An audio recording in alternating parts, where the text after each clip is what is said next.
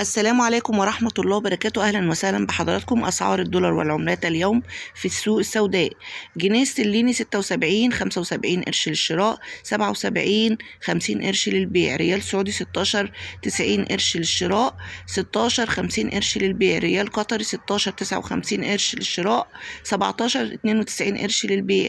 دينار كويتي 201.70 قرش للشراء، 204.50 قرش للبيع. يورو 67.50 قرش للشراء، 68.50 قرش للبيع. درهم إماراتي 16.40 قرش للشراء، 17.82 قرش للبيع. دينار أردني 84.36 قرش للشراء، 87.14 قرش للبيع. أما عن الدولار في السوق السوداء وصل 63.90 قرش إلى 64.90 قرش، والسعر متغير من مكان إلى مكان ومن وقت إلى آخر، ولا ننصح بالتداول عبر السوق السوداء.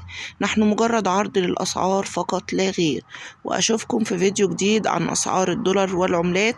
والسلام عليكم ورحمة الله وبركاته.